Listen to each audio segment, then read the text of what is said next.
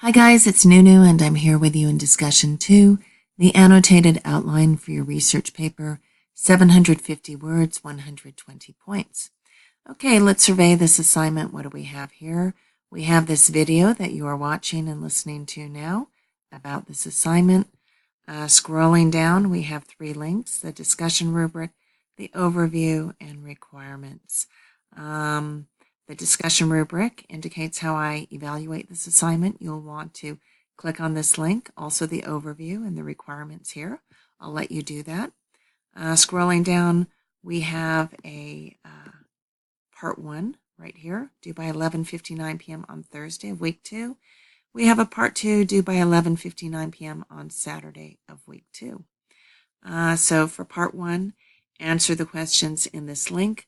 Do not number your answers to the questions. Write an informal essay like a journal, sharing your thoughts, ideas, and feelings about the question topics.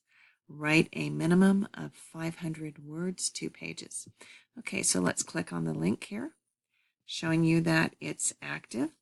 These are the questions that you will answer, but you will not number your answers. You also have another link here that you'll need to click on. This is an annotated outline that you'll need to study. Okay, I'm going to go back into our assignment and read part 2 with you. This is due by 11:59 p.m. on Saturday of week 2.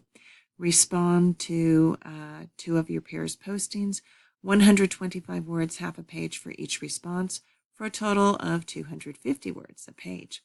What should you write in your response? Compare your thoughts about the assignment to your peers' thoughts. 1. Does the assignment provide a good overview of what we'll be doing in class? And 2. Do the narrative hook and annotated outline seem like a good way to begin the paper and organize your thoughts? All right, if you have any questions or concerns, I'm here in inbox. And I am a very active participant in discussion, so I may ask you questions. All right, look out for those questions in your thread. Let's get going.